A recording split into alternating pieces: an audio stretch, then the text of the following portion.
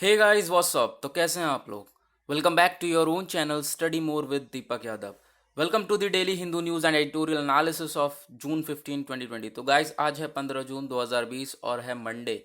तो आज का हम the Hindu newspaper complete analyse करेंगे, देखेंगे कौन कौन सी न्यूज़ हमारे लिए इंपॉर्टेंट होती है, कौन कौन सी न्यूज़ इंपॉर्टेंट है from the view point of UPSC and other government exams.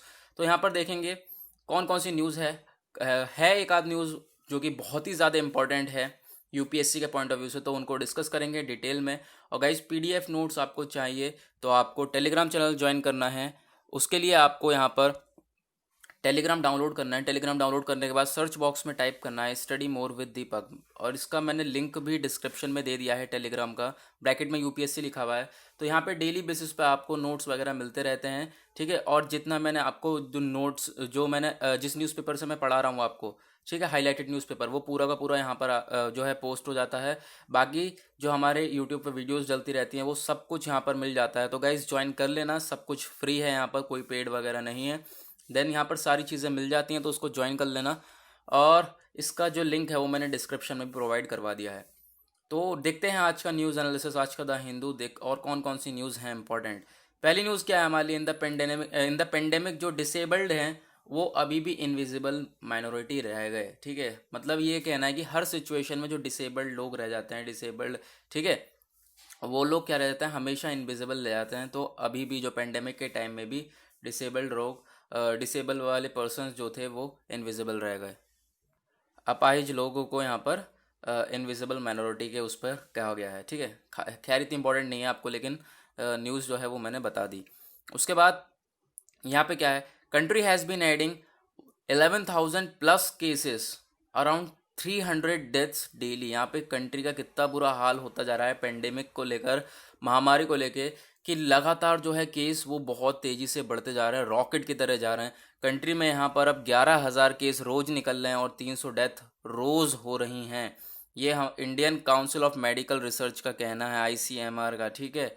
और ये तो वैसे भी रिपोर्ट बता रही है, आईसीएमआर का भी कहना है। आईसीएमआर क्या है, हमारे Indian council of medical research, जिसके बारे में हम डेली पढ़ ही रहे हैं, क्योंकि डेली ये न्यूज़ में है। ये बॉडी कौन सी है, आपको ये सारी चीज़ें जाननी बहुत ज़्यादा ज़रूरी हो जाती हैं, क्योंकि अब ये करंट अफेयर्स में तो है, ठीक है, जो करंटली चल रही हैं चीज़ें उसमें तो है, लेकिन इसका बैकग्राउंड नहीं जानोगे आप तो चीज़ों को सॉल्व नहीं कर पाओगे। तो यहाँ पर आईसीएमआर की बॉडी के बारे में मैं रोज़ ही डिस्कस कर रहा हूँ, और यहाँ पे टेलीग्राम पे आपको प्रोवाइड भी कराया गया है। तो चलते हैं टेलीग्राम पे और देखते हैं आईसीएमआर कौन सी बॉडी है हमारी। ये है आईसीएमआर। देखिए यहाँ पर सारी चीज़ें बता दी गई हैं, यहाँ पे आप देख भी सकते हैं। मैंने इसी चैनल से, ठीक है, इसी चैनल से यहाँ पे मैसेज ये फॉरवर्ड करके यहाँ पे वापस फॉरवर्ड करा है, क्योंकि ये डेली न्यूज़ में है। मतलब बहुत पहले से हम लोग डिस्कस कर रहे हैं तो काफ़ी ऊपर चला गया था, तो मैंने इसे दोबारा फॉरवर्ड करा है। तो आईसीएमआर क्या है, हमारे Indian council of medical research, एक अपेक्स बॉडी, एक सबसे बड़ी बॉडी है इंडिया में, और एक ओल्डेस्ट और एक लार्जेस्ट मेडिकल रिसर्च बॉडी है वर्ल्ड में, ठीक है। एक सबसे पुरानी और सबसे लार्ज मेडिकल रिसर्च बॉडी है। अब यहाँ पे आपसे क्वेश्चन बन सकता है कि आईसीएमआर को फंड कौन करता है। आईसीएमआर को फंड गवर्नमेंट ऑफ इंडिया, किसके द्वारा, department of health research, ministry of health and family welfare के द्वारा करती है, ठीक। और बातें जान लेते हैं आईसीएमआर के बारे में, ठीक है। तो आईसीएमआर जो हमारा फॉर्मेट कब हुआ, 1911 में, और उसका नाम क्या था, आईआरएफए। तो गाइज आईआरएफए की फुल फॉर्म क्या है, नीचे मुझे कमेंट सेक्शन में बताइए। और 1949 में इसे रीनेम करा गया, कहा गया आईसीएमआर, ठीक है। आईसीएमआर करने के बाद, और ये टाइप कौन सी गवर्नमेंट ऑर्गेनाइजेशन है, हेडक्वार्टर कहाँ पर है, दिल्ली में। हेडक्वार्टर आपको याद रखने हैं, हेडक्वार्टर ऑफ फॉर्मेशन, और उसका जो है फुल फॉर्म चीज़ों को याद रखनी है। किस रीजन को सर्व करता है, इंडिया को। डायरेक्टर जनरल कौन है, बलराम भार्गवा, ठीक। ये हमने पढ़ा आईसीएमआर के बारे में। अब नेक्स्ट हमारी न्यूज़ है, जो टेस्टिंग है उसको रैंप अप करना है कैपिटल में, यानी न्यू दिल्ली में जो टेस्टिंग है। आपको भी पता होगा जो केजरीवाल है, वहाँ के सीएम हैं, चीफ मिनिस्टर, उन्होंने क्या करा था, टेस्टिंग डाउन कर दी थी। कि टेस्ट जो पर्सन, जिस पर्सन के ऊपर सिम्टम्स सबसे ज़्यादा दिखाई देंगे, ठीक है, कि यहाँ पर इसे हो ही सकता है कि कोविड-19, देन उसका टेस्ट करा जाएगा। अदरवाइज यहाँ पे टेस्टिंग कम कर दी गई थी, तो उसको लेकर कहा गया है कि टेस्टिंग जो है उसको बढ़ाई जाए, ठीक है। टेस्टिंग कम करने से कोई सॉल्यूशन नहीं निकलेगा, टेस्टिंग को बढ़ाया जाए, और टेस्टिंग को बढ़ाने से यहाँ पर कोई थोड़े बहुत हम लोगों को फ़ायदे दिखेंगे। उसके बाद यहाँ पर आईसीएमआर एक और बार आता है न्यूज़ में। आईसीएमआर ने क्या स्टडी करी, स्टडी ये बताइए कि नवंबर तक यहाँ पर ये पीक पे रहेंगे केसेस वगैरह, तो इस चीज़ को लेकर है। रिसर्चर्स को वार्न करा गया है कि रिसर्चर्स ने वॉर्न करा गया है, रिसर्चर्स को वॉर्न करा गया कह रहा हूँ, रिसर्चर्स ने वॉर्न करा है कि जो शॉर्टेज है आईसीयू बेड्स और वेंटिलेटर्स को, ठीक है, ये हमारे यहाँ शॉर्टेज चल रही है, ठीक है, आईसीयू के जो बेड्स हैं और यहाँ पर वेंटिलेटर्स हैं, इन सब की जो है शॉर्टेज जो है इसको फुलफ़िल कर लो, क्योंकि आने वाले टाइम पर बढ़ने वाले हैं केसेस और ज़्यादा। ये हमारा आईसीएमआर की स्टडी का कहना है। उसके बाद चलते हैं, उसके बाद देखेंगे और कौन कौन सी न्यूज़ इंपॉर्टेंट है हमारे लिए। इम्पॉर्टेंट तो न्यूज़ तो नहीं, बट इम्पॉर्टेंट हमारे लिए कॉन्टेक्स्ट है, ये टर्म है RWA, ठीक है। आपको पता है RWA? पता हो तो आप जल्दी से यहाँ पर वीडियो को पॉज करो और नीचे कमेंट सेक्शन में बताओ। तो यहाँ पर RWA के बारे में थोड़ी बहुत बातें जान लेते हैं। RWA है क्या हमारा, ठीक। तो चलेंगे हम लोग अपने टेलीग्राम नोट्स के ऊपर, और जैसे कि हम लोग वहाँ पे सारी चीज़ें डेली बेसिस पे कवर करते हैं, तो देखेंगे RWA के बारे में। RWA हमारा फुल फॉर्म है रेसिडेंट वेलफेयर एसोसिएशन, ठीक। ये RWA फ्रिक्वेंटली से एब्रीविएट करा जाता है RWA की तरह, जैसे कि हमने अभी बोल रहे हैं। ये एक नॉन गवर्नमेंटल ऑर्गेनाइजेशन है जो कि क्या रिप्रेजेंट करती है, आपको ये चीज़ याद रखनी है, ठीक है। रिप्रेजेंट करती है ये इंटरेस्ट ऑफ द रेजिडेंट्स जहाँ पे लोग अब रहते हैं, ठीक है, वहाँ पर उसका interest of the residents of a specific urban और अ सबर्बन लोकेलिटी, ठीक है। सब अर्बन लोकेलिटी यानी कि अर्बन और सब अर्बन, यहाँ पर उसके जो रेसिडेंट्स वहाँ पे लोग रह रहे हैं उनका इंटरेस्ट किस चीज़ में है, उस चीज़ को रिप्रेजेंट करता है, ठीक है। Particularly in Indian cities, Indian में, ठीक है, इंडिया में जो भी शहर है जहाँ पर लोग रह रहे हैं उनका इंटरेस्ट किस तरफ से है, ठीक है, उनके इंटरेस्ट किस चीज़ से रिलेटेड है, देन उस चीज़ों को ये रिप्रेजेंट करती है ये बॉडी RWA। तो यहाँ पर इंपॉर्टेंट टर्म था जिसे हम लोगों को कवर करना था, हमने कवर कर लिया। उसके बाद एक और इम्पॉर्टेंट न्यूज़ आती है हमारी, मार्केट एसोसिएशन ने क्या कहा है यहाँ पे, जो कैट है, ठीक है, मार्केट एसोसिएशन को क्या कहा है कि जो स्टोर्स हैं उनको ओपन रखा जाए। दिल्ली की बात है, दिल्ली में कहा गया है जो स्टोर्स हैं उनको ओपन रखा जाए, ये कैट का कहना है, CAIT। इसके बारे में जानना हमारे लिए बहुत ज़्यादा ज़रूरी हो जाता है, और इसकी फुल फॉर्म है confederation of all India traders. इसके बारे में मैं सारी चीज़ें बताऊंगा आपको, इसका ऑब्जेक्टिव्स, मिशन, सब कुछ, क्योंकि ये हमारे लिए इंपॉर्टेंट है। तो अभी चलेंगे हम लोग नोट्स पर, उससे पहले देख ले रहे हैं यहाँ पर जो ये बॉडी है, इसने यहाँ पर कह दिया है कि जो स्टोर्स वगैरह हैं कैपिटल में उनको ओपन करने का डिसाइड कर लिया है, ठीक है, वो ओपन रहेंगे ऐसा कह दिया गया है। तो चलते हैं अपने नोट्स के ऊपर और देखते हैं यहाँ पर, एक मिनट, ये हमारा आप जिसे GS3 से रिलेट कर सकते हैं, confederation of all India traders, CAT. ये एक नॉन गवर्नमेंटल अपेक्स बॉडी है, ठीक है, ये भी नॉन गवर्नमेंटल अपेक्स बॉडी है। जो RWA थी वो भी नॉन गवर्नमेंटल थी। तो ये क्या है, non governmental apex body of trading community of India at national level, ठीक है। जो ट्रेडिंग कम्युनिटी है उसके लिए यहाँ पे बॉडी बनाई गई है, जो व्यापारियाँ हैं उनको, उनके लिए। क्रिएशन कैसा हुआ कैट का, ये डोमिनेटेड करा गया अफोरसाइड ऑब्जर्वेशन और डेडिकेट करा गया ट्रेडर्स को 1990 में, ठीक है, 1990 में ट्रेडर्स को डेडिकेट करा गया, और एक आइडिया से यहाँ पे कॉन्स्टिट्यूट करा गया एक फोरम बना गया, ठीक है, जो कि ट्रेडर्स की, क्योंकि व्यापारियों के लिए कोई वहाँ पर चीज़ें नहीं थी, कोई सुविधा नहीं थी, कोई सॉल्यूशन नहीं था, तो यहाँ पर इस बॉडी को फॉर्म करा और ट्रेडर्स की प्रॉब्लम्स को हैंडल करा, ठीक है। इसको लेकर ये फॉर्म कब हुआ, 1990 में। उसके बाद एक long span of all the state, यहाँ पर इसे स्टेटस मिल गया एक अपेक्स बॉडी, इतने लंबे से समय से चलते चलते यहाँ पर यहाँ पर स्टेटस मिल गया इसे apex body of trading community of India at national level, ठीक है, नेशनल लेवल पर इसे एक स्टेटस दे दिया गया है ट्रेडिंग कम्युनिटी के लिए। उसके बाद यहाँ पर इसका हेडक्वार्टर देखें, हेडक्वार्टर हमारे लिए मेन हो जाता है, क्योंकि चीज़ों के हेडक्वार्टर बहुत ज़्यादा पूछ लिए जाते हैं एग्जाम में। तो कैट का हेडक्वार्टर है व्यापार भवन न्यू दिल्ली में, ठीक है, जो कि बहुत अच्छी तरीके से वेल इक्विप्ड है और नीडी इंफ्रास्ट्रक्चर है।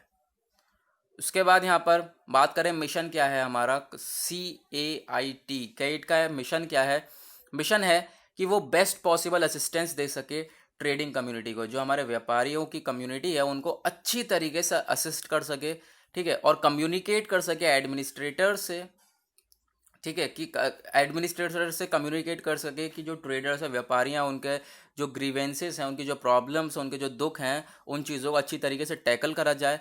और थर्ड इसका यहाँ पर मिशन क्या है कि जो एजुकेशन है वो ट्रेडर्स को प्रोवाइड कराई जाए, अच्छी तरीके से एजुकेशन ट्रेडर्स को प्रोवाइड कराएंगे तो जो परफॉर्मेंस है वो भी अपग्रेड होगी। उसके बाद फुल कोऑपरेशन गवर्नमेंट का यहाँ पे लैंड करा जाए, दिया जाए, ठीक है। इस सिस्टम को यहाँ पर जो गवर्नमेंट का सपोर्ट है वो भी दिया जाए। उसके बाद सेमिनार्स ऑर्गेनाइज करे जाएं, सेमिनार्स, कॉन्फ्रेंस, लेक्चर्स, इन सब को ऑर्गेनाइज करा जाए ताकि जो ट्रेडिंग कम्युनिटी है उसको तक हम अच्छी तरीके से नॉलेज को पहुंचा सकें, देन वो भी हर चीज़ से अवेयर हैं। उसके बाद यहाँ पर अभी बात करें तो नेक्स्ट मिशन क्या कहता है, ट्रेडर्स के लिए यहाँ पर कोड ऑफ कंडक्ट दिया जाए ताकि जो उनकी बिजनेस एक्टिविटी है इंटीग्रिटी पे वो अच्छी तरीके से चल सकें, ठीक है, एकदम फेयरली चल सकें, और जो कंज्यूमर्स हैं जो कि चीज़ लेते हैं उनसे, ट्रेडर से, वो बहुत ज़्यादा सेटिस्फैक्शन से सारी चीज़ें लें, ठीक है, उनके जो है वो सेटिस्फैक्ट्री सर्विस प्रोवाइड कराएं। अगर आप अच्छी तरीके से, आप मान लो यहाँ पर, ठीक है, हम लोग अगर ट्रेडर्स को अच्छी तरीके से नॉलेज प्रोवाइड कराते हैं सारी चीज़ों की, देन वो अच्छी तरीके से यहाँ पर कंज्यूमर को हर चीज़ समझाएंगे, वो भी उस तरीके से नॉलेज प्रोवाइड कराएंगे, देन क्या होगा, कंज्यूमर को सेटिस्फैक्शन भी प्रोवाइड होगा। उसके बाद इफेक्टिव सर्विस दी जाए ट्रेडर्स को, ठीक है, ये भी एक हमारा मिशन है कैट का। उसके बाद यहाँ पर जो है क्या है, कैट जो है वो, उसके बहुत सारे इंपॉर्टेंट रूल्स भी हैं। अभी हमने मिशन पढ़े, अब कैट के रूल्स क्या हैं, इंपॉर्टेंट रूल्स, ये आपसे क्वेश्चन में आ सकता है, इस वजह से कैट के बारे में तो यहाँ पर सारी चीज़ें आपको बताई जा रही हैं। तो रूल्स क्या क्या हैं कैट के, इसने क्या क्या करा है, आप भी देखोगे कितनी बड़ी बॉडी है। अब देखो आप कि इसने जो सेल्स टैक्स को रिप्लेस करा है वैल्यू एडिड टैक्स से, ठीक है, इसी बॉडी ने, और गुड्स एंड सर्विसेज टैक्सेस को इंडिया में प्रोसेस में लाया है। उसके बाद direct tax code in the country, यहाँ पे इसमें रोल है इसका। और रूल्स को फॉर्मुलेट करने के लिए जो रोड एक्ट होता है हमारा, जो कैरेज इधर से उधर जाता है, उसके लिए यहाँ पर इसमें भी रोल है इसका। एफडीआई एंड रिटेल ट्रेड में रोल है। और developmental of internal trade in a systematic manner, ठीक है, इंटरनल ट्रेड के यहाँ पे डेवलपमेंट में इसका रोल है। उसके बाद master plan in Delhi, master plan यानी कि फॉर्मुलेशन, जो मास्टर प्लान को फॉर्मुलेट करना उसमें भी प्लान है, ठीक है, उसमें भी यहाँ पर इसका क्या है, रोल है। कैट का जो है वो बहुत ज़्यादा रोल है, आप यहाँ पर देख सकते हैं। तो ये हमारे लिए इम्पॉर्टेंट हो जाता है, ठीक है, इंपॉर्टेंट है हमारे लिए सारे गवर्नमेंट एग्जाम्स, साथ साथ यहाँ पे यूपीएससी के हम पॉइंट ऑफ व्यू से ये हमारे टॉपिक इंपॉर्टेंट है कैट। तो आप इसे भूलना मत, इसके नोट्स बनाते रहना। टेलीग्राम चैनल ज्वाइन नहीं किया तो ज्वाइन कर लेना, डेली बेसिस पे आपको चीज़ें यहाँ पर मिलती रहेंगी। So guys do join this Telegram channel and do not forget to subscribe the channel also. So guys channel को सब्सक्राइब भी कर लेना। आगे चलते हैं, हम लोग कैट के बारे में पढ़ा, अब देखेंगे और क्या न्यूज़ है हमारे लिए important from the view point of UPSC. उसके बाद ये है एमएसएमईज जो हैं उनको वेट करना पड़ेगा कि डिमांड जब उठेगी, जब डिमांड बढ़ेगी, देन वो चीज़ों को यहाँ पर जो है प्रोड्यूस कर पाएंगे। क्योंकि लॉकडाउन में आप देख ही सकते हो, लॉकडाउन के बाद भी डिमांड इतनी है नहीं, तो फिर आप जब लॉकडाउन के बाद डिमांड अच्छी तरीके से जब ग्रो होगी, देन वहाँ पे एमएसएमई जो है अच्छी तरीके से काम कर पाएगा। एमएसएमई क्या होती है, माइक्रो स्मॉल मीडियम एंटरप्राइजेस, ठीक है, तो यहाँ पर उसके बारे में हो गया। उसके बाद आते हैं हम लोग अपने पेज नंबर 6 एडिटोरियल पे, ठीक है, यहाँ पे एडिटोरियल डिस्कस करेंगे। जो यूपीएससी वाले हैं उनके लिए एडिटोरियल जो है वो तो बहुत ज़्यादा मेन होता है from the view point of mains के लिए जो है एडिटोरियल बहुत ज़्यादा मेन होता है। प्रीलिम्स के लिए पूरा न्यूज़पेपर में से न्यूज़ आ जाती हैं, ठीक है, पूरे न्यूज़पेपर में से यहाँ पर जो है क्वेश्चंस आ जाते हैं। तो एडिटोरियल डिस्कस करेंगे, देखेंगे आज के एडिटोरियल में है क्या क्या। तो आज का एडिटोरियल मुझे इतना कुछ खास नहीं लगा, ये वाली न्यूज़ हम पढ़ेंगे ही नहीं, ये इंपॉर्टेंट नहीं है हमारे लिए। उसके बाद यहाँ पर ये भी कुछ खास नहीं है, एंटी डिस्क्रिमिनेशन लॉ के बारे में थोड़ा बहुत पढ़ेंगे। जो आर्टिकल यहाँ पर हम लोग इस वाले आर्टिकल में, ठीक है, इस वाले आर्टिकल में ये तो खैर कुछ अमेरिका वगैरह के बारे में और रेसिज्म वगैरह के बारे में हर चीज़ को मिला के यहाँ पर चीज़ें बताई गई हैं, ठीक है। जैसे कि आपने देखा होगा अमेरिका में जो बवाल हुआ था रेसिज्म को लेकर, अभी काले गोरे को लेकर, तो उसी को लेकर भी यही इसी के बेसिस पे आर्टिकल आ रहे हैं डेली बेसिस पे, तो इंडिया को यहाँ पे रिलेट करा जा रहा है। तो उसके ऊपर गाइज मैंने पूरा टेलीग्राम पे एक पूरा क्वेश्चन पोस्ट कर रखा है, आप जाके देख लेना, पूरा क्वेश्चन एक शेयर कर रखा है जो कि इंपॉर्टेंट हो जाता है आपके यूपीएससी के पॉइंट ऑफ व्यू से। जो रेसिज्म को लेकर कि व्हाट इज़ रेसिज्म, और रेसिज्म के बाद यहाँ पर इंडिया से रिलेट कर रखा है, इंडिया में है या नहीं, तो किस टाइप से है, तो किस चीज़ से टैकल करा जाए, क्या क्या यहाँ पे प्रिवेंशन है, तो ये सब कुछ यहाँ पे पूरे क्वेश्चन के रूप में आपको मिल जाएगा। तो आप जाकर टेलीग्राम चैनल पे इस चीज़ को देख सकते हैं, ठीक है। उसके बाद यहाँ पर तो गाइज मैं टेलीग्राम का चैनल लिंक में भी प्रोवाइड करा दिया गया है, तो आप जाकर वहाँ से भी टेलीग्राम पे जा सकते हैं। उसके बाद यहाँ पे इस आर्टिकल में हम लोग आज डिस्कस करेंगे आर्टिकल 15 के बारे में, ठीक है, आर्टिकल 15 के बारे में सारी चीज़ें कवर करेंगे, तो इम्पॉर्टेंट है। उसके बाद हमारे लिए एडिटोरियल में यही वाला जो आर्टिकल है यही खास कर इंपॉर्टेंट है, ये भी इतना खास इंपॉर्टेंट नहीं है, इंडिया चाइना और यहाँ पर इंडिया चाइना कह रहा हूँ, इंडिया नेपाल, इंडिया चाइना का तो इशू चल ही रहा है, चल ही रहा है। इंडिया नेपाल का जो इशू चल रहा है उसके ऊपर है, थोड़ी बहुत बातें हैं वो उसके ऊपर है। और यहाँ पर ये वाला इम्पोर्टेंट, ये वाला जो आर्टिकल है आपके लिए जो है एक एक आपका माइंडसेट बना सकता है कि मेंस राइटिंग में आपको क्या लिखना चाहिए। ठीक है, पब्लिक ट्रांसपोर्ट के बारे में है कि वो सेफ़ है कोविड-19 के जब चलते चलते, तो फिर क्या क्या प्रिवेंशन होने चाहिए, तो उसके बारे में है। और यहाँ पर ये न्यूज़ आर्टिकल है, ठीक है, वो डेटा पॉइंट है, डेटा पॉइंट नीचे हमारा ये आप देख सकते हैं, डेटा पॉइंट है। डेटा पॉइंट क्या कह रहा है यहाँ पर, अब डेटा पॉइंट का ये कहना है कि जो हॉस्पिटल में लोग एडमिट हुए हैं, ठीक है, जब जैसे कोई कोविड-19 का पेशेंट निकला, अगर उससे हॉस्पिटल में एडमिट कर रहे हैं तो जो हॉस्पिटल में 2 दिन के अंदर अंदर डेथ हो रही है वो इतनी हो रही है। ठीक है, आप देख सको 0 से 2 दिन, ठीक है, 0 to 2 days, 0 से 2 दिन के अंदर अंदर लोगों की ज़्यादा डेथ हो रही है। आप ग्राफ देख सकते हो कितना ऊपर जा रहा है। उसके बाद जैसे जैसे दिन कम होते जा रहे हैं, दिन ज़्यादा होते जा रहे हैं हॉस्पिटल में, वो दिन अगर ज़्यादा बीत आते हैं तो जो है वो हालत जो है अब डेथ कम होती जा रही है। तो आप यहाँ पर देख सकते हैं डेथ्स इन चेन्नई की बात हो रही है, डेथ्स इन कर्नाटका शुरू के 4 2 यहाँ पर 1 से 3 दिन, 3 से 4 दिन, यहाँ पर आप ज़्यादातर मेन देखोगे तो 2 दिन तक यहाँ पे डेथ जो है ज़्यादा हो रही है, उसके बाद कम हो रही है। तो यहाँ पर डेटा पॉइंट का यही कहना है उसको लेकर। और यहाँ पर आर्टिकल में जो है हमारा कार्टून, जिसे भी देख सकते हो क्या है, पॉलिटिकल डिस्टेंस बनाए रखें हैं, सोशल डिस्टेंसिंग में आ गया हमारा पॉलिटिकल डिस्टेंस भी, कि पॉलिटिकल डिस्टेंस को बनाए रखें, क्योंकि आपस में यहाँ पर टांग खींचा खांची तो चलती रहती है। उसके बाद यहाँ पर अब डिस्कस करते हैं हम लोग अपना आर्टिकल। सबसे पहले हम लोग इस वाले आर्टिकल को देख ले रहे हैं। नो लॉन्गर स्पेशल की बात हो रही है, जो इंडिया और नेपाल है उसको क्या करना चाहिए, अच्छी तरीके से क्विकली मूव करें, जैसे कि उनके पहले रिलेशन थे वैसे ही हो जाएं रिलेशन, क्योंकि यहाँ पे आपको पता ही होगा इंडिया नेपाल के बीच में बॉर्डर डिस्प्यूट हो गया है कि इसको लेकर तीन तीन जगह हैं पित्तौड़गढ़ में, तो उनको नेपाल अपना बता रहा है, वो हैं लिपुलेख, खालापानी और उसके बाद लिम्पियाधुरा। तो इन चीज़ को, इन टेरिटरीज़ को अपनी बता रहा है नेपाल, लेकिन इंडिया यहाँ पे अपनी बता रहा है। इंडिया कह रहा है कि ऐसा कोई हिस्ट्री एविडेंस नहीं है कि यहाँ पर ये आपका था। तो इस चीज़ को लेकर यहाँ पे डिस्प्यूट चला है, तो उसको लेकर यहाँ पर बात हुई है। इसी को लेकर जो नेपाल है उसने अपना अमेंडमेंट जो है वो भी प्रेजेंट कर दिया कि अपना नया मैप बना लिया बिल्कुल, कि यहाँ पर ये चीज़ें ऐड हो जाएंगी। तो उसी को लेकर कहा गया है ये आर्टिकल थोड़ा बहुत, कि जो इंडिया नेपाल के रिलेशन हैं ख़राब हो रहे हैं, इसको वापस सही करा जाए, जैसे पहले थे वैसे ही।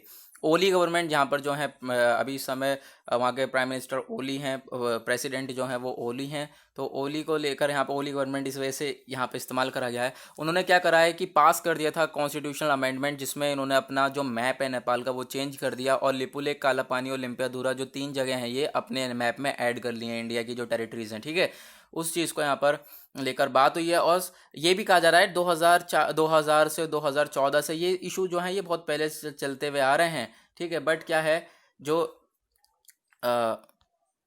इंडिया और नेपाल ने यहाँ पे एग्री कर लिया था कि उन्होंने जो इस इशू पर लड़ना बढ़ना झगड़ना बंद कर दिया था, बट लेकिन जब से यहाँ पर आप देख सकते हो कि चाइना का बवाल हुआ है इंडिया से, और फिर उसके बाद यहाँ पर कश्मीर वाला भी इशू हुआ था कि आर्टिकल 370 वाला, जो हमने union territory, Ladakh union territory बन गया था, तो उसको लेकर यहाँ पर कुछ देखते हुए तो नेपाल ने भी अपना यहाँ पर कुछ कदम उठाया। तो उसी को लेकर बात हो रही है कि यहाँ पर जो ये खेल है ये चाइना का खेल है, चाइना भड़काता है और नेपाल कर रहा है, तो उसको लेकर यहाँ पर ये आर्टिकल कहा जा रहा है। तो और क्या क्या कहा जा रहा है कि जो दोनों साइड्स हैं उनको अच्छी तरीके से मैनेज करके चलें। ठीक है, अभी यहाँ पर बॉर्डर फायरिंग हो गई थी, आपने देखा होगा कि आपको न्यूज़ आई होगी कि न्यूज़ पढ़ी थी हमने वो ने कि बॉर्डर फायरिंग हुई है, और नेपाल पुलिस ने यहाँ पर एक ग्रुप ऑफ इंडियंस पर फायरिंग करी है, जिसमें से एक की डेथ हो गई है। ठीक है, एक की डेथ हो गई थी, अभी हमने न्यूज़ पढ़ी थी इसके बारे में। उसके बाद यहाँ पर ये कहा गया है कि लेकिन करना क्या है, नेपाल जब यहाँ पे उन्होंने फायरिंग करी, डेथ हुई, लेकिन उसके बाद भी जो चीज़ें हैं वो अच्छी तरीके से मैनेज करके चले गए। ठीक है, मैनेज कर लिया अच्छे से, दोनों ही तरफ से अच्छी तरीके से मैनेज कर लिया गया। तो वैसे ही कहा जा रहा है इस सिचुएशन में भी अच्छी तरीके से मैनेज करा जाए और रिलेशनशिप को अच्छी तरीके से मेंटेन करके रखा जाए। तो उसको लेकर यहाँ पे आर्टिकल कह रहा है। उसके बाद यहाँ पर अपना ये वाला आर्टिकल देखते हैं हम लोग कि एंटी डिस्क्रिमिनेशनरी लॉ की बहुत ज़्यादा हमें ज़रूरत है, क्योंकि यहाँ पर दिन ब दिन यहाँ पर कास्ट से, इन सब चीज़ों से, रिलीजियस से लेकर ये सारी चीज़ें प्रॉब्लम्स हम लोगों को दिखाई देती हैं, भेदभाव दिखाई देते हैं, तो उन्हीं को लेकर बात कही जा रही है। तो हमारे लिए इंपॉर्टेंट है आर्टिकल 15 के बारे में, बाकी न्यूज़ हम पढ़ेंगे नहीं क्योंकि वो बेकार है, हमारे लिए नहीं है।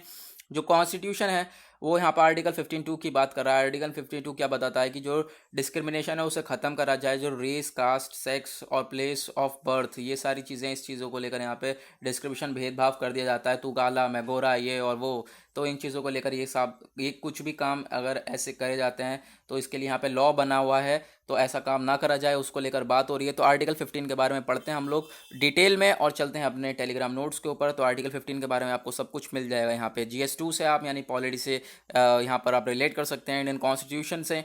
उसके बाद यहाँ पर क्या है, आर्टिकल 15 ऑफ इंडियन कॉन्स्टिट्यूशन है क्या, इसके फीचर्स और प्रोविजंस क्या हैं, तो उसके बारे में बात करेंगे। फंडामेंटल राइट्स जो है उसको यहाँ पर गारंटीड हैं कि जितने भी पर्सन्स हैं कॉन्स्टिट्यूशन ऑफ इंडिया के यहाँ पर, ठीक है, उन लोगों को प्रोटेक्ट करा जाता है कॉन्स्टिट्यूशन ऑफ इंडिया के द्वारा। जितने भी पर्सन्स हैं कि जो भेदभाव होता है कास्ट, रिलीजन, सेक्स के यहाँ पर, उसको लेकर जो भेदभाव करा जाता है, ठीक है, काले गोरे वाला, जैसे आपने अभी देखा ही होगा, तो उसको लेकर ये सारा इन सारी चीज़ों को अगर कोई बवाल उठता है तो उसको प्रोटेक्ट करता है ये हमारा आर्टिकल, ठीक है। ये जो हमारा कॉन्स्टिट्यूशन का लॉ है इस चीज़ को प्रोटेक्ट करता है कि ऐसा नहीं होना चाहिए, उसी को लेकर बात हो रही है यहाँ पर। और ये जो फंडामेंटल राइट है इसका मतलब होता है कि जो आइडिया ऑफ डेमोक्रेसी है उसको प्रमोट करना, ठीक। यहाँ पर आपको पता होगा 7 फंडामेंटल राइट्स हैं, लेकिन यहाँ पर अभी जो हैं अभी 6 फंडामेंटल राइट्स जो कि फोर्स में हैं। वो कौन कौन से हैं, पहला हमारा राइट टू इक्वलिटी है, आर्टिकल 14 से लेके 18 तक, आपको 14 से लेकर 18 तक मिलेगा। उसके बाद राइट टू फ्रीडम है, ये आपको 19 से लेकर 22 आर्टिकल तक का मिलेगा, ठीक है। उसके बाद राइट अगेंस्ट एक्सप्लॉइटेशन है, ये आर्टिकल आपको 23 से 24 तक मिलेगा, ठीक है। आप देखोगे ये जब आर्टिकल्स आप पढ़ोगे तो बुक में, कॉन्स्टिट्यूशन आप पढ़ोगे तो। उसके बाद राइट टू फ्रीडम और रिलीजन है, आर्टिकल 25 से 28 तक के बीच में मिलेगा आपको। ये कल्चरल एजुकेशनल राइट्स हैं, आर्टिकल 29 से 30 के बीच में मिलेगा। राइट्स टू कॉन्स्टिट्यूशनल रेमेडीज़ है, आर्टिकल 32 में आपको यहाँ पे ये प्रेजेंट है। उसके बाद यहाँ पे फीचर्स क्या क्या हैं आर्टिकल 15 के। आर्टिकल 15 जो है ये बताता है कि कोई भेदभाव ना करा जाए किसी भी सिटीज़न के अगेंस्ट, या फिर किसी चीज़ को लेकर, जैसे कि रेस को लेकर, रिलीजन होगा, धर्म हो गया, जाति हो गई, इन सब चीज़ को लेकर, सेक्स हो गया, और या फिर किस जगह पे वो जन्म लिया है उसने, उस चीज़ को लेकर हो गया कि यहाँ पर कोई भी ऐसी चीज़ ऐसा ना दिखाया जाए और यहाँ पे कोई भेदभाव इन चीज़ों को लेकर ना करा जाए। तो यहाँ पर ये आर्टिकल हमारा ये चीज़ कहता है। सेकंड प्रोविजन क्या कहता है आर्टिकल 15 का, ये बिल्कुल सेम ही चीज़ है कि कोई religion, caste, race, sex against, इन सब चीज़ के अगेंस्ट यहाँ पे कोई डिस्क्रिमिनेशन यहाँ पर पैदा ना हो, कोई भेदभाव ना करा जाए। और साथ ही साथ यहाँ पे क्या हो रहा है कि जो हमारा सेकंड प्रोविजन है वो किस चीज़ को लेकर ना करा जाए, या फिर शॉप्स हों, पब्लिक रेस्टोरेंट्स, होटल्स, प्लेसेस, ये सारी कोई जगह हो, यहाँ पर भी इन सारी जगह में कहीं भी ना हो। और साथ ही साथ wells, tanks, bathing ghats, roads, places, public resorts, इन सारी जगहों पे भी यहाँ पर कहीं भी इस तरीके से, जैसे कि हमारा रिलीजन, कास्ट, रेस, सेक्स, इन चीज़ों को लेकर डिस्क्रिमिनेशन नहीं होना चाहिए। तो ये चीज़ को लेकर आर्टिकल बता रहा है, ठीक है। उसके बाद यहाँ पर हमारे कुछ बात करते हैं। ये जो हमारा प्रोविज़न है ये रोकता है कुछ, ये इस भेदभाव को, इस भेदभाव, जो ये भेदभाव हो रहा है, डिस्क्रिमिनेशन हो रहा है, इसको यहाँ पर प्रोहिबिट करता है। 3 एक्सेप्शंस हैं, ठीक है, 3 एक्सेप्शंस हैं इस आर्टिकल को लेकर। वो एक्सेप्शंस क्या हैं, ये हमारे लिए इंपॉर्टेंट हो जाता है, ठीक है। ये पूरा का पूरा आपको डिटेल आर्टिकल 15 मिल गया है। आपको जो क्वेश्चन बन सकता है वो इसी में से बन सकते हैं। स्टेट जो है उसे परमिटेड करा जाएगा कि स्पेशल प्रोविजन यहाँ पर बनाए जाएं वुमेन और चिल्ड्रन के लिए, ठीक है। एक्सेप्ट जैसा कि हमारा चल रहा है वो, उसके जो डिस्क्रिप्शन उसके आगे उसके एक्सेप्शन में, उसके अलावा यहाँ पर ये चीज़ें हैं जो बताई गई हैं इस आर्टिकल में, ठीक है। तो यहाँ पर क्या कहा है कि जो वुमेन एंड चिल्ड्रन हैं उनके लिए स्पेशल प्रोविज़न बनाए जाएँ, जैसे कि सीट्स फॉर वुमेन की रिजर्व करी जाएँ लोकल बॉडीज़ में, और या फिर उन्हें फ्री एजुकेशन, और चिल्ड्रन को यहाँ पर फ्री एजुकेशन दिया जाए चिल्ड्रन को।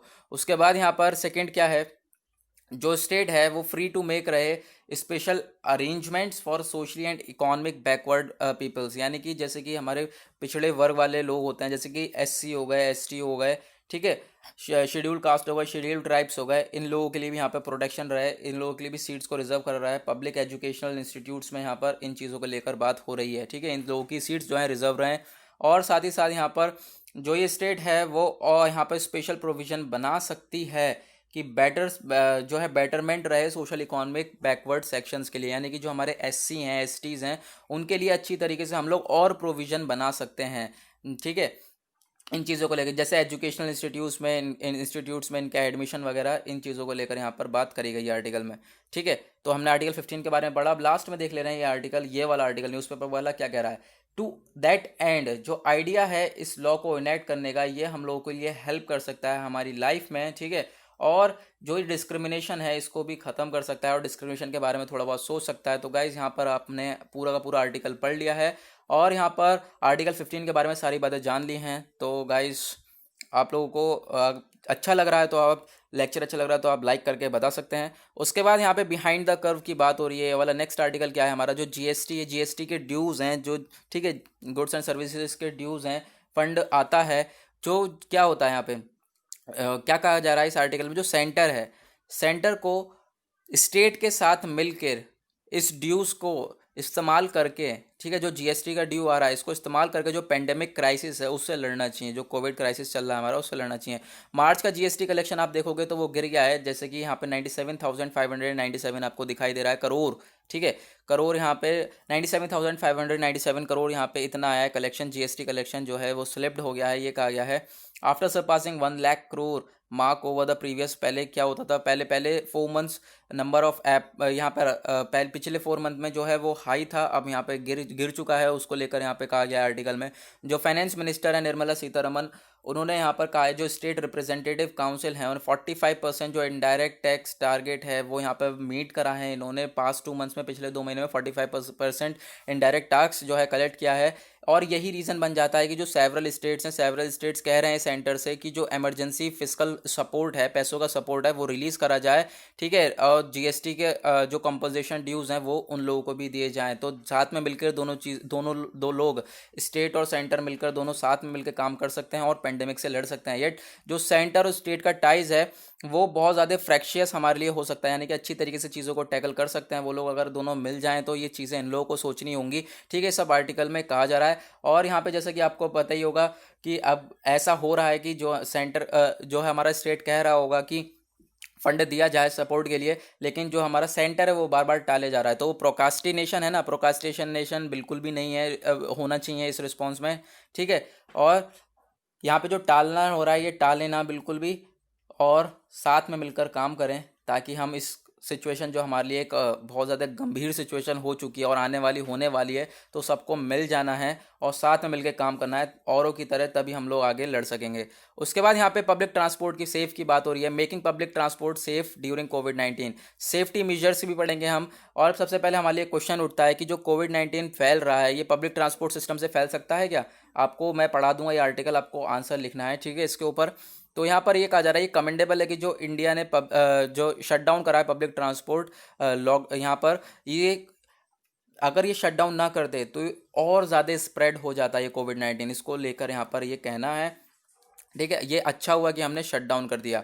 उसके बाद लेकिन अब हमें एक स्टार्ट चाहिए, क्योंकि अब हमें एक रीस्टार्ट चाहिए, लेकिन कुछ मेजर्स की कुछ मेजर्स को देखते हुए, कि यहाँ पर कि कुछ चीज़ों को देखते हुए, कुछ प्रोटेक्टिव मेजर्स को देखते हुए यहाँ पर रीस्टार्ट करना है। जैसे कि क्राउड इन्फेक्शंस, जैसे कि यहाँ पे फियरिंग ऑफ क्राउड इन्फेक्शन, जो कम्यूटर्स हैं वो ट्रैवल करें प्राइवेट व्हीकल्स में, जैसे कि 2 व्हीलर्स वगैरह हैं उनमें उनमें ट्रैवल करें, जैसे कि बस वगैरह में, मेट्रो वगैरह में इतना ट्रैवल ना करें, अपने 2 व्हीलर्स पे ट्रैवल करें। और जैसे सिटीज़ लाइक दिल्ली, जैसे कि दिल्ली है, दिल्ली में अभी बस वगैरह में जो 20 पैसेंजर बस में हैं, कहा गया है कि जो पर बस है उसमें सिर्फ 20 पैसेंजर्स रहेंगे, और मेट्रोज़ वगैरह में भी इतनी भीड़ नहीं रहेगी, उसको लेकर बात हो रही है। और अब मेट्रो की बात आई गई है तो बात करते हैं, दिल्ली मेट्रो रेल कॉरपोरेशन है जो उसने रिलीज़ करी है गाइडलाइंस कि जो ये सोशल डिस्टेंस, जो यहाँ पर कोविड-19 है उसको टैकल कैसे करा जा सके ट्रांसपोर्ट्स में, ठीक है। तो सोशल डिस्टेंसिंग रखी जा सके, सैनिटाइजेशन कंसर्न्स रखा जा सके, ठीक है, सोशल डिस्टेंसिंग रखें, सैनिटाइजेशन रखें, ताकि हम इन चीज़ों से जो है अच्छी तरीके से टैकल कर सकें। और जो है push buttons on left hand rails at the station elevators, यानी कि जैसे कि हम लोग हाथ वगैरह हर चीज़ पे लगाते रहते हैं, उसके बाद अच्छी तरीके से सैनिटाइजेशन वगैरह करा जाए। और क्या ये मेजर्स जो हैं ये सिर्फ ये इनफ रहेंगे, ये इतने ही रहेंगे कि हम अच्छी तरीके से, मतलब ये काफ़ी हैं कि हम टैकल कर सकें अच्छी तरीके से? अनफॉर्चुनेटली यहाँ पे बात करी जा रही है जो पब्लिक ट्रांसिट एजेंसीज़ हैं वहाँ पर उसकी बात हो रही है कि ये कह नहीं सकते कुछ, क्योंकि ये लोगों के ऊपर डिपेंड है कि अगर वो अपनी सेफ्टी रखते हैं देन उसके बाद तो चीज़ें अच्छे से कंट्रोल हो सकती हैं। लेकिन अगर लोग आप देख सकते हो हड़बड़ी में रहते हैं, हमेशा जल्दबाजी में रहते हैं, तो कहीं इधर छूना कहीं उधर छूना, तो इन चीज़ों से जो है ज़्यादा हमारी गंभीर हालत हो सकती है, ज़्यादा सिचुएशन जो है वो बेकार हो सकती है। तो इससे अच्छा क्या है कि चीज़ों को खुद ही अच्छी तरीके से टैकल करके चला जा सके। खुद खुद अपनी सेफ्टी अपने हाथ में है, हमें इस तरीके से चलना है, ठीक है। उसके बाद यहाँ पे बात हो रही जो हैंड कांटेक्ट में आ जाता है किसी की भी जैसे कि सरफेसेस से लेकर यहाँ पर हैंड अगर कांटेक्ट में आता है, हाथ वगैरह आप कहीं पे छूते हो तो उसको अच्छी तरीके से सैनिटाइज करो। उसके बाद यहाँ पर जो है hand grips, rings, hand rails, ceilings और जो पोल्स वगैरह होते हैं, और इन सब चीज़ों के ऊपर हाथ लगाता ही रहता है इंसान। पोल्स को पकड़ा और यहाँ को पकड़ा, ठीक है। तो उन चीज़ों को लेकर बात हो रही है कि अच्छी तरीके से इन चीज़ों को अगर आप छूते वगैरह हो तो ध्यान रखें कि आपको सैनिटाइज करना है, क्योंकि ये हाई प्रोबेबिलिटी रहती है कि आप अगर छूते हो तो उसके बाद अपने आप मुंह को छुओगे, फेस को अपने तुरंत उसके बाद छुओगे। तो उसके लिए यहाँ पे कुछ मेजर्स हैं। वो मेजर्स क्या क्या हैं, अब यहाँ पे स्टेप्स क्या क्या हैं। जो पहला स्टेप है कि स्टाफ को, एम्प्लॉय जो स्टाफ है वो वाइप पोंछता रहे जो हैंड ग्रिप्स हैं, जो कि लोग पकड़ पकड़ के जा रहे हैं, बार बार हैंड ग्रिप्स से होते हैं पकड़ने के लिए। तो वो जो एम्प्लॉय है वो उन चीज़ों को पोंछता रहे, बार बार अक्सर जो है पोंछता रहे, कॉन्स्टेंटली मूव करे एंड टू एंड ट्रेन, ठीक है। एक एंड से दूसरे एंड की ट्रेन में यहाँ पर मूव करता रहे और चीज़ों को पोंछता रहे। और बसेस में जितनी भी हैंड ग्रिप्स हैं उसको अक्सर क्लीन करते रहें, ठीक है। और साथ ही साथ एक और यहाँ पे मेजर क्या दिया जा रहा है कि जो वेट सैनिटाइजिंग वाइप्स हैं, वाइप्स होगा पोंछने के लिए, कोई कपड़ा होगा या वाइप्स होंगे, उसको सैनिटाइज में वेट करा जाए, उसके बाद वो हाथ में रखा जाए, ठीक है। उसको लेकर बात हो रही है। उसके बाद एंट्री करी जाए मेट्रो रेल में, ताकि वो चीज़ों से अच्छी तरीके से बच सकें और वो किसी चीज़ को ना छुएं, पाम्स में रखे रहें बिफोर अपनी जो पाम्स में वो कपड़ा है, वाइप्स हैं, वो रखे रहें, ठीक है। उसको लेकर यहाँ पे बात हो रही है। ये मेजर हो गया, ये अच्छा मेजर है। उसके बाद एक्शंस जो हैं वो बहुत ज़्यादा ज़रूरी हैं दोनों अथॉरिटीज़ के लिए, पब्लिक और पब्लिक ट्रांसपोर्ट सिस्टम, ठीक है। यानी कि पब्लिक जैसे कि हम लोग हैं, जो पॉपुलेशन है, जनता है, उसके साथ साथ यहाँ पे पब्लिक ट्रांसपोर्ट, दोनों की रिस्पॉन्सिबिलिटी है, दोनों को मेंटेन करके चलना पड़ेगा, तभी चीज़ें अच्छी तरीके से निपट पाएंगी। बसेस हैं, ट्रेन्स हैं, ठीक है, वो सेफ रखनी है हम लोगों को। और ये बहुत ज़्यादा ज़रूरी है कि जो पब्लिक ट्रांसपोर्ट है वो पब्लिक के लिए, वायरस के लिए नहीं है, ठीक है। तो अच्छी तरीके से चीज़ों को क्या है निपटा के चलें, और ये जो मेजरमेंट्स बताए जा रहे हैं अच्छी तरीके से इन सारी चीज़ों को फॉलो करा जाए। तो ये चीज़ें हमारी यहाँ पर आर्टिकल में कवर हो चुकी हैं, ये हमने आर्टिकल कवर कर लिया है। उसके बाद हमने एक कार्टून पिक्चर देख ही लिया था, और ये वाला आर्टिकल हमारे लिए इंपॉर्टेंट नहीं होता, ये लेटर होता है, ठीक है। रीडर्स का एडिटर यहाँ पे होता है लेटर, उसके बाद ये हमारे लिए इंपॉर्टेंट नहीं होता आर्टिकल मंडे में। उसके बाद यहाँ पर डेटा पॉइंट आता है, डेटा पॉइंट हमने पढ़ लिया है। उसके बाद देखते हैं और क्या हमारे लिए इम्पोर्टेंट है। तमिलनाडु वगैरह ये तो हमारी लोकल न्यूज़ है, 38 new deaths due to virus. और हमारे लिए कौन कौन सी न्यूज़ इंपॉर्टेंट हो सकती है, एक न्यूज़ हमारे लिए ये इंपॉर्टेंट है, ठीक है, forgotten in the fog of war, जो लास्ट फायरिंग है इंडिया चाइना बॉर्डर की वो बताई गई है, ठीक है। तो इसमें क्या है, जो 1970, इसमें आपको इंपॉर्टेंट ये याद रखना है, 1976 इंडिया चाइना की लास्ट फायरिंग बहुत लंबे समय पहले हुई थी। 1976 में जो क्लैश हुआ था इंडिया चाइना के बीच में, वो रिमेंबर करा जाता है, लास्ट शॉट फायर्ड हुआ था इंडिया चाइना बॉर्डर पर, ठीक है। लास्ट फायरिंग कब हुई थी, 1967 में। तो आप इस चीज़ों को याद रख सकते हैं। और आप देखोगे कि यहाँ शुरू से ही क्लैशेस चल रहे हैं इंडिया चाइना को लेकर बहुत ज़्यादा। 1967, उसके बाद 1975 में एलएसी को लेकर बवाल चल रहा है, अभी भी एलएसी को लेकर बवाल चल रहा है। तो उन चीज़ों को लेकर यहाँ पर बात हो रही है, ठीक है। तो गाइज यहाँ पे हमने कवर कर लिया अपना पूरा का पूरा newspaper from the view point of UPSC and other competitive exams. तो गाइज यहाँ पे आपने अभी तक चैनल को सब्सक्राइब नहीं किया तो नीचे रेड कलर का बटन आ रहा होगा सब्सक्राइब का, ठोक दो सब्सक्राइब को, और बेल आइकन को ज़रूर दबा देना, और लाइक करे बिना बिल्कुल मत जाना। और टेलीग्राम चैनल ज्वाइन कर लेना, क्योंकि वहाँ पर आपको डेली बेसिस पे नोट्स वगैरह, डेली बेसिस पे पीडीएफ्स, डेली बेसिस पे वीडियोस वगैरह सब कुछ प्रोवाइड कराई जा रही हैं बिल्कुल फ्री। तो जाकर ज्वाइन कर लेना। तो मिलेंगे आपसे कल, आज के लिए बाय बाय।